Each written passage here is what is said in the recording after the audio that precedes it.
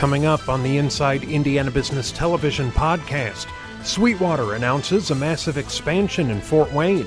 An Indianapolis bicycle wheelmaker celebrates a major milestone. Is the Regional Cities Initiative meeting its goals? A new fulfillment center brings hundreds of new jobs. We spotlight a company looking to improve health communication. The Senior LPGA Championship is returning to Indiana. And our panel of insiders takes on the week's top stories. Welcome to the Inside Indiana Business Television podcast. I'm Andy Ober. Fort Wayne-based Sweetwater has announced a major expansion to the tune of 1,000 new jobs and $76 million in investment.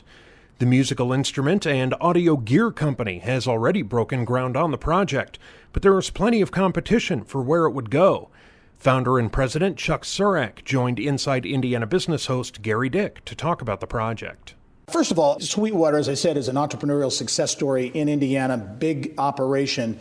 You didn't have to put this expansion in Fort Wayne. You looked at other places. Where all did you Yeah, we did. There was a real strong pull to do something on the West Coast so we could serve our customers, but also economically, the states of Nevada and California were pulling really hard and offered quite a few incentives and wanted us to be there. At the end of the day, why did you choose Fort Wayne? End of the day, I chose Fort Wayne. It is home for me. It's home for our 1,300 employees, and it's a great place. Indiana is a great place to do business, and I was just a little uncomfortable that we could get the same sort of culture in Nevada or California that we can get in Northeast Indiana. And on top of that, and we talk about it a lot on this show and our properties, what's going on in Fort Wayne, in particular downtown, there's a lot of momentum. Did that play into that, especially in that whole talent attraction piece? You're going to need to attract people to work for you. Absolutely. Kind of started about 10 years ago with the ballpark, and you fast forward, we've had so many investments in our downtown, and that's the kind of thing that potential applicants look at before they move to Fort Wayne. About 3/4 of our employees we bring in from all over the country. You're right, we have 48 states represented, 7 different countries, and they all Google Fort Wayne before they come there, and it's great that we really have a quality of place from the riverfront development we're doing, our landing, new hotels. It's a whole new downtown for Fort Wayne. Before we get into details on the expansion, give us the thumbnail for those who don't know, because the Sweetwater story is an amazing one. If I remember right, you founded the company in your parents' VW minibus, I think, or something. It's a crazy story. I did. 1979, my mom and dad gave me their beat-up VW bus that they had wrecked, and it's hard to believe that it'll be 40 years in January that we've come from the VW bus to the 1,300 employees, and a lot more to come. Yeah. Okay. Let's talk about this expansion and what you will be adding with this expansion. Yeah, right away. In fact, we already broke ground, and we're starting a 350,000 square foot distribution center. A lot of technology in it. There'll still be a lot of people working too. And then we're also going to build a convention center, and we'll use that for our own internal training and concerts and that sort of thing, but also for the community. We make sure that all of our space is available for the community to use. Talk about, Chuck, the kinds of jobs, kinds of people you're going to be looking for, because obviously it relates to what you're doing in terms of musical equipment and audio and a lot of customer service that makes you unique. Yeah, that's a great question. A lot of people thought with the new distribution center they were simply warehouse jobs, and there will be some, but the majority of the jobs are either sales engineers jobs or people working in the accounting department or marketing or merchandising, and clearly today the internet, web is a big part of what we do, so a lot of technical jobs will be through this whole process. Also talk about your campus. We're seeing some video of that right now, because it really is a cool campus. You talk about Google and all the tech companies and the amenities and cool bells and whistles. You've got a lot of those at your corporate headquarters. You know, I hear pretty regularly that we're like the Google campus, but I've never been there. I'd like to go someday. But yeah, we have a lot of fun stuff. We have our own really high quality food service. We've got a slide so you can go from the second floor to the first floor. We have a full-time doctor that's completely free to our employees, a hair salon, a whole gaming area. We also work at our company, but I just feel that our employees and our guests and customers are so important. You have to treat them well, and that's one of the differentiators for us. Going forward, what, in your view, you've got this big expansion that will take place really, you've already broken ground, so the next 3 years, what's going to really drive, in your view, drive growth at Sweetwater? We're very fortunate. Our model fits neatly between the other 8,000 independent music stores and even Amazon. And we do a lot of consultative sales, and the products that we sell, all the instruments that are used on stage, guitars, drums, keyboards, or at the church, or even at home, are getting more and more technical, but they're also getting more affordable. So our customers need help figuring out how the pieces work together. And that's the real strength at Sweetwater. And we think the growth is going to continue for a very long time. Chuck Zurek is the founder and CEO at Sweetwater in Fort Wayne. Congratulations on the deal. Thanks for coming out. We'll look forward to talking to you soon. Thank you, Kerry. All right. Still to come, a look at whether the regional cities concept is working as planned, and hundreds of new jobs are coming to Greenwood. But first, Zip Speed Weaponry was founded in 1988 with the mission of making athletes faster on their bikes. The company says it has done just that over the course of the last 3 decades. PR content manager Dan Lee and advanced development director Michael Hall came in studio to talk about the Indy company's 30th anniversary. Dan, I'll start with you. I want to obviously talk about the company, but I mentioned the Tour de France. These products, these wheels, and you can see, I think, an older one and a newer one in front of the set here. These wheels really are on some of the biggest stages in the world. That's right. We were founded in 1988 by an auto racing engineer here in Indianapolis, and it's always been about speed, which is the name of the game. And so it took us some time. First, we broke into pro triathlon, then pro cycling, and we're in other events now, pro cyclocross, anything with road bikes. Yeah, and the growth has been substantial since 1988. You were acquired by Chicago-based SRAM about a decade ago now, and that's helped growth. You have some 300 employees on the northwest side of Indianapolis. That's right. We have a full manufacturing site on the north side of Indy in Pike Township, and we've grown there. We were home in Speedway for a long time, but we outgrew that and moved north a little bit, and that's been a great home for us and allowed us to hire all the great engineers coming out of Indiana, many with motorsports experience. Yeah, and Mike, Michael, you're a great example of that. You're a motorsports, a reformed motorsports guy, right? Exactly. Yeah. So you're a former motorsports guy, now into the bicycling. Talk about that transition. Yeah, so it was actually a fun transition for me. So I'd always worked on designing race cars, but I never got to experience the product. And it wasn't until I got in with Zip where I could actually design the product, understand how it's made, and go out and ride the product for myself, right? And that gives me feedback as an engineer, and it was a very fulfilling transition for me. Talk about, to give people an idea, because when you say high tech, I don't think it does it justice. The technology, the R&D, the things that go into these wheels are really off the charts. Yeah, exactly. So all of our rims are made out of carbon fiber. So basically, if you think about pieces of fabric that we assemble one by one, a rim will have 20 different layers of this, and all that's engineered for a specific application. And it takes us about 20 hours to make a rim. And really, here in Indianapolis, we do all the design and develop the manufacturing process to make that happen. Yeah. Dan, the fact that Zip is here, started here, but has remained here and grown here, has been very intentional. That connection to speed, the connection to motorsports, the Indianapolis Motor Speedway, all of it kind of makes sense. That's right. A lot of the outdoor industry and the bike industry are in the mountain states, but we're very purposeful in being here, and that's why SRAM has invested in us here in Indy. And, as I said, we just have that, we use a wind tunnel that's just a couple miles away from our office in Indy. We have Rose-Hulman and Purdue, among other places, to recruit, engineers from.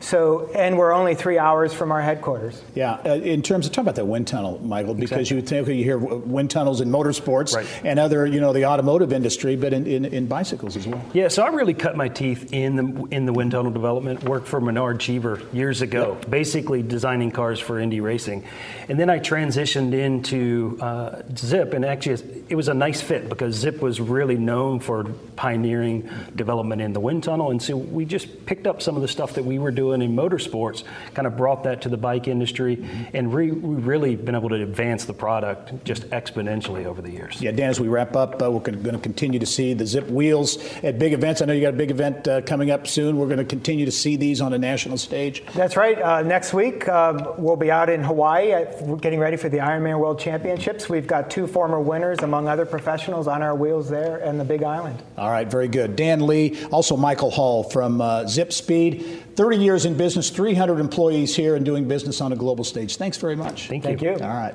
Later in the podcast, Greenwood is getting hundreds of new jobs, and a health company is looking to better connect providers. But now, Indiana rolled out the Regional Cities Initiative in 2015. The statewide effort aims to help attract and retain talent. Part 2 of a study examining its impact is out. Greater Fort Wayne CEO Eric Doden and Indiana Communities Institute Director of Public Policy and Engagement Beth New joined us with more. Beth, I'll start with you. This, again, the second phase of a two-part study. First phase looked at the economic impact. This more on the qualitative impacts of the Regional Cities Initiative. Your biggest takeaway? Well, a couple things, really. The biggest, of course, is really the true enthusiasm that it has generated in these three communities. Enthusiasm not only by the elected officials, but by the citizens. They can see the new development going on, and they're excited to be part of that, and they see some real promise for improvement. Yeah, and that is, just in terms of that community pride thing, you feel has a real impact in those communities, regional cooperation as well. Right, yeah, that's one of the other takeaways is the collaboration, which of course was the intention all along. But people I've talked to in all three of the regions says there's more collaboration, and they expect those partnerships to continue into the future, not just for one single project. Yeah, Eric, this report suggests that the impacts have far exceeded expectations. You were at the Indiana Economic Development Corporation when this was all being put together. You were very much involved in it. Your reaction to what has transpired with the regional cities? Well, this is exactly what we hoped for, Gary. I mean, we were in a position where we wanted to improve communities, see them collaborate, become more regional. Most of us work in the region. We don't necessarily we might live in one county, work in another. But just to see the private sector dollars of $853 million, $1.2 billion worth of projects started in basically 1 year, and then to see the emotion, the energy coming from these three regions, it's been amazing. And you mentioned kind of expectations when it came to the mix of public and private investment that would happen. It's really been different than what you expected as well, right? Right. I mean, we were hoping that it would be 60% private, 20% state, 20% local dollars, and really what it's been closer to is 80% private, 10% state, and 10% local government dollars, and that really bodes well for our future. Yeah.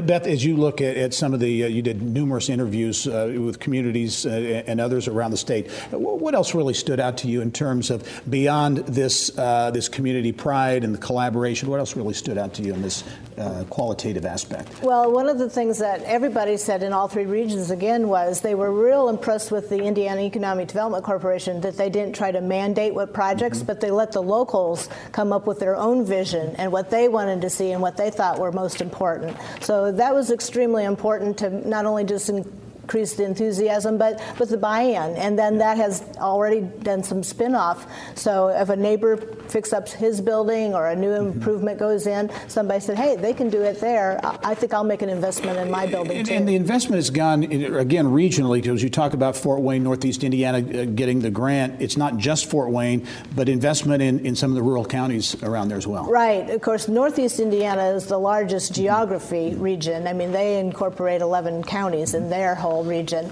So there are projects that went on in LaGrange and Wabash, down in Huntington County, and of course up in Steuben County. A really cool project up in Angola was the new ice rink that they built up there, and that has really engaged a lot of people, not just in Steuben County, but people then come from around the area to use that ice rink now. Yep. Eric, give you the last word.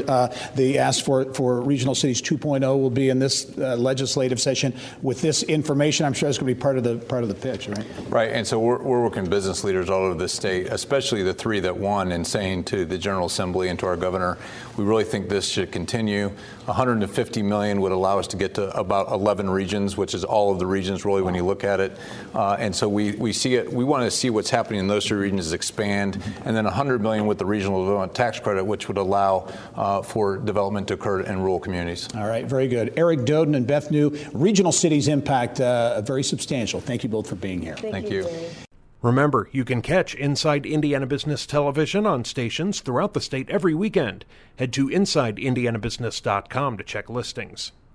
Still to come, a health communication company says it is saving providers millions, and the LPGA Championship is coming back to Indiana. But first, Connecticut-based Pitney Bowes has officially opened its new 450,000 square foot fulfillment center in Greenwood. The company plans to add hundreds of jobs at the facility. Reporter Mary Rachel Redmond has the story. Later in the podcast, French Lick is set to welcome back the LPGA and perspective on the week's top stories from our panel of insiders. But now, Olio started out as a consulting firm aimed at improving communication between acute and post-acute providers. The company now says it's the first to market digital communication platform of its kind. CEO Ben Forrest joined Kylie Valletta in the business of health. Olio is a SaaS company, Yes. software as a service, and you say that in episodic care, the main stumbling block is communication. So Yeah. tell us how your software helps. Yeah, a patient's journey throughout their episode of care starts in the hospital a lot of times, but then ends up moving to maybe a skilled nursing facility, their home with a home health agency, and there's a big stumbling block right now allowing physicians, surgeons, administrators at the hospital the ability to communicate with the physical therapists, respiratory therapists that are treating patients in facilities and their home.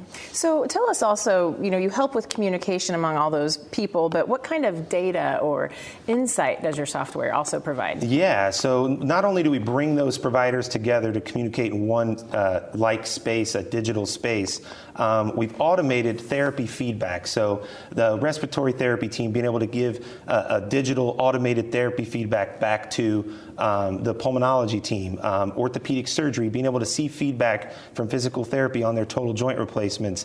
We've automated that. Right now, therapists are filling out tedious fax forms and sending them off to hospitals, hoping that data is relayed correctly, and it's a bit of a messy process. We've automated it, made it simple, and we're really excited to bring this product to market so that we can ultimately improve patient outcomes. So you're in your infant stages. Yep. What does your launch strategy look like? Yeah, so we are excited about what we're calling Olio Day. January 10th of next year is a national launch for our company. We are moving fast and selling hard here in the state of Indiana.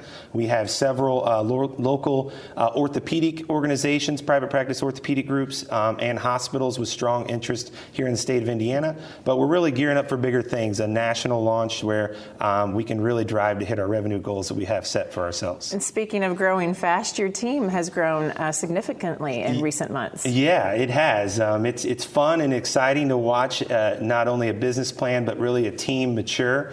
We went from the 5 founders of Olio to a team of 15 today.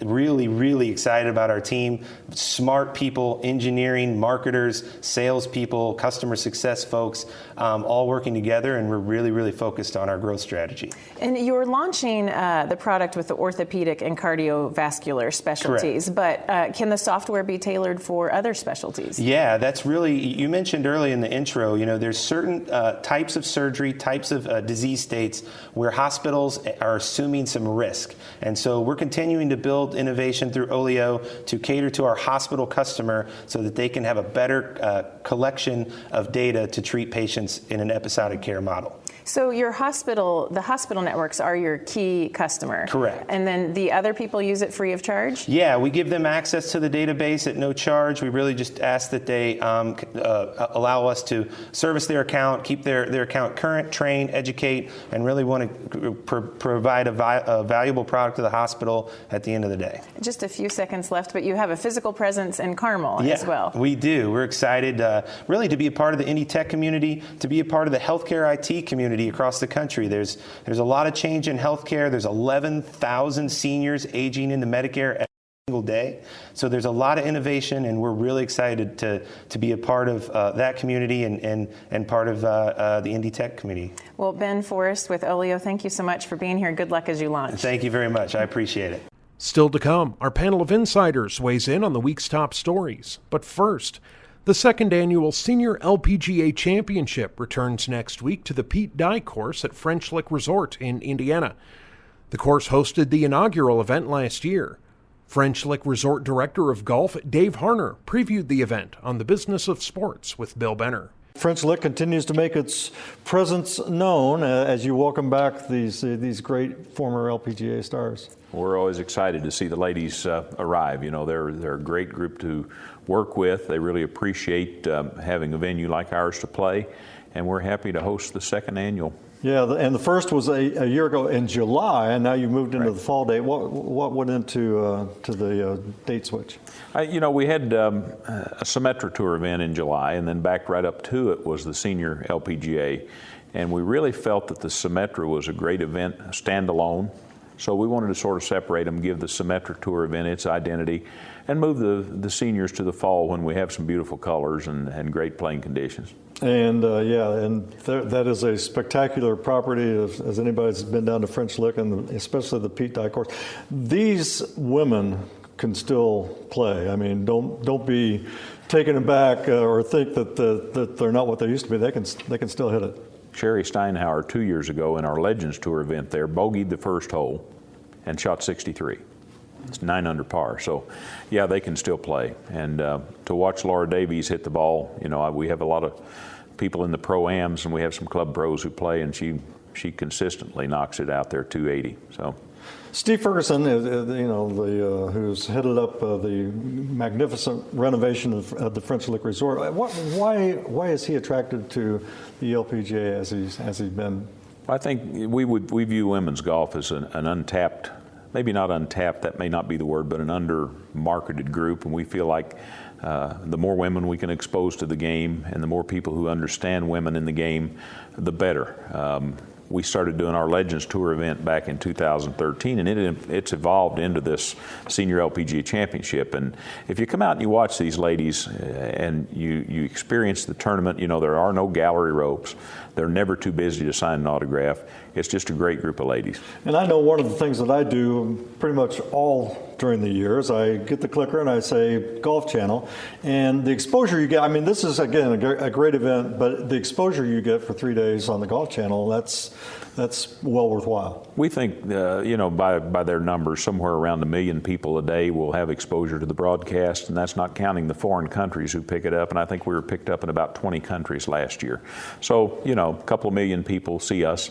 Unless you see French Lick and you experience French Lick, you really can't appreciate what's there. Old National Bank back as the sponsor, and then Riley Children's Hospital Foundation as the beneficiary. Right, yeah, Riley, this will be their, I believe, 4th year. Old National's been with us since 2014 with the Legends Tournament. Evolved into this great group of people. They really understand the mission, and we want to do all we can for Riley. And $5 tickets. I mean, exactly. That's a pretty good deal. It'd be great if people can't make the tournament to go on Ticketmaster and buy a $5 ticket just for Riley. And finally, you're committed to this event through 2021. That's correct. We'll have it back 3 more years after this one, and the LPGA, as I said, has gotten behind the event and has really done a lot this year to help us promote and get people there, and I see that only growing in the future. Well, Dave Harner, the Director of Golf at French Lick, we appreciate you making the drive up, and get down to French Lick, the women, the scenery. It's a beautiful, beautiful place. Dave, thanks for being on the show. Thank you. And finally, our insiders take on Indiana's top business stories.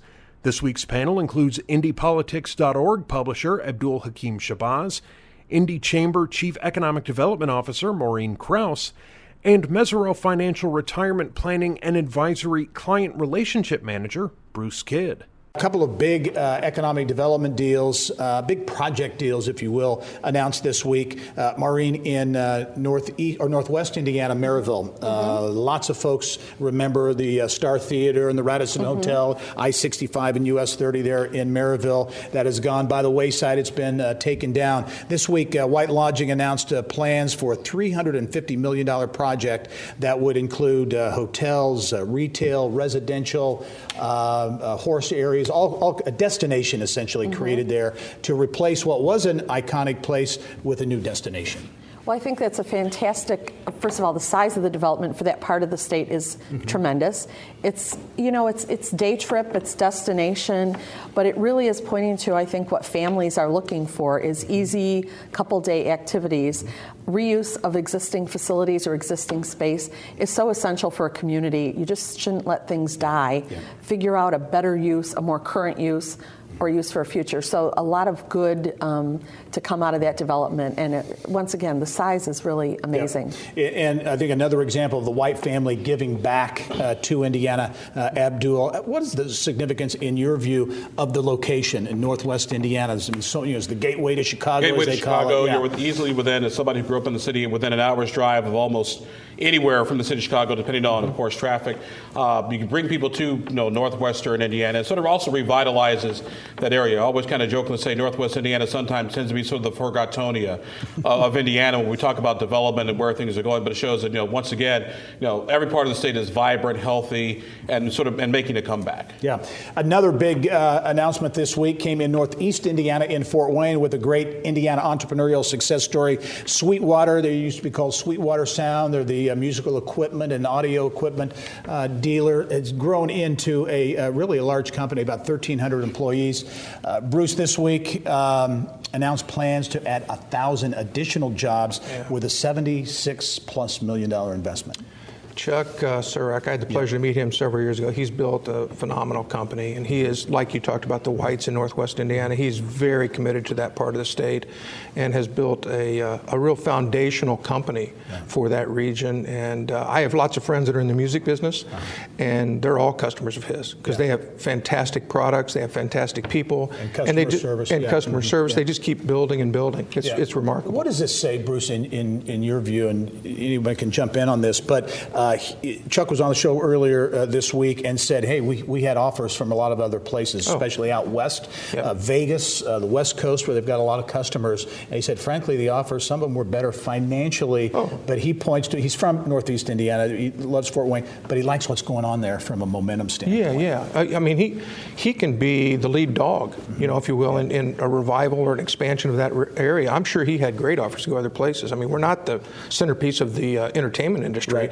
but he's built such a strong foundation there, and he's so committed to the community. I'm delighted to see that he stayed. And you can never underestimate the value of building in your own backyard, and sort of being home. This is where I'm from. This is the place that has treated me well, made me the person I am. This is once again, like you said, Gary, that way of sort of giving back to that community that helped make you what you are. I think it shows, first of all, that business leaders appreciate the culture of the community they're in as well, where they can be successful and grow. And also, it's a great example of the strong manufacturing sort of history we have, but with the infusion of technology, we're so good at that in this state, and companies are growing and becoming global players by doing that. Should mention a milestone for another big development. This one in central Indiana, the 16 Tech Community Corporation announcing that the first big building there is now fully leased. Will include the Indiana Bioscience Research Institute and some other tenants in that building. Maureen, as you look at that, this is a massive talent play, really. Yes. But just getting that first building, something you can see the impact that has. We can show really cool maps and drawings and renditions, but once the steel starts going up, and because it's a beautiful plan, once we have a physical thing to show, it's going to be more rapid with the development going on there. So we're very excited for this announcement. It's a very solid start to 16 Tech. I want to get your take, Maureen, on the new trade agreement between the U.S., Mexico, and Canada, replacing NAFTA. It's the United States, Mexico, Canada agreement, right? Yes. There you go. Very good. Yes. Now, the trade tariffs on steel, aluminum, not part of this, but agriculture is a big part of this agreement. Your take on what it's going to do? I think even in Indiana, the steel component of all of these trade discussions and tariff discussions has been big and is still impacting our companies. The uncertainty is still causing companies to see rising prices. We hear of layoffs in different spots. But I think a little bit agriculture's been forgotten. And when you look at the trade agreements, including the new NAFTA, because I still can't let it roll off my tongue, the USCMTA or whatever. NAFTA 2.0, I think the agriculture component is something that is equally important in our area, whether it's on milk prices or other, soy or corn. So really important that we keep on this, and hopefully it will provide our firms some certainty so they can make decisions for the next year forward. Do you get a sense that it will be positive, negative, no impact on Indiana? The certainty will be positive. Yep. Because smart businesses will now be able to make smart plans with that certainty. It's about thinking you make better plans, but I think this agreement is almost sort of overestimated, because at the end of the day, Indiana farmers who grow soybeans this has nothing to do with that. They're still going to be hurting because China is the big deal when it comes to that's absolutely true. China's still the big player when it comes to our soybeans. And number two, anybody who thinks that these agreements are going to bring jobs back, you are woefully mistaken. Automation has done more to take away a lot of these jobs than NAFTA and trade deals ever have and ever will. The other thing that doesn't get in this, and not to start a whole new segment here, but immigration policies have impacted our agriculture community as well. Hence the need for automation if you have less workforce available. So that's another factor that really there's several different things at play here. Gotcha. Bruce, I want to get your take on a report out this week on Indiana's tax climate. Once again, some good news for the state. Washington, D.C.-based tax foundation's State Business Tax Climate ranks Indiana number 10 in the country, and again, number 1 in the Midwest. Yeah. This is a long-standing highlight of our state, that it's a great place to do business, and part of that is our tax structure. We've top 10 for years now, have we not? And as we were talking off camera, if you look at some of the states that are in front of us as far as top 10, I would be hard-pressed to believe that those states are going to recruit the kind of companies that we're recruiting to our state to set up shop. They might have great tax bases, but I don't know that they've got the infrastructure, the support, the higher education, the workforce that we have. And so I think we're in a terrific position for the next decade. Very good. Before we leave, Abdul, I want to get your take on State School Superintendent Jennifer McCormick unleashing her legislative agenda, but really making big news because you were there. She said, "Hey, I'm not running for re-election." Yeah, we were there for just for end of session, sort of begin next session report, what she was going to do. Next thing you know, oh, by the way, I'm not running again. Well, what? Yeah. And so she said, some of the noise, some of the back and forth she'd have with lawmakers, shocking to the point. But if you sort of follow this career along, not really surprising, because of the superintendent just never could quite break through some of that educational glass ceiling that had been there in the legislature. Do you think this pushes then? There's been talk of making that position appointed, right? Yeah, the law was changed last session to make it 2024. With her not running again, I wouldn't be surprised if it's come 2020. Move that up. Okay, very good. Abdul Hakim Shabazz, Maureen Krause, Bruce Kidd, thank you one and all. That wraps up this week's Inside Indiana Business television podcast. Remember, you can find all of this week's TV segments, as well as the top business news from throughout the state, at InsideIndianaBusiness.com. While you're there, you can also subscribe to our platform of free e-newsletters. This is Andy Ober for Inside Indiana Business.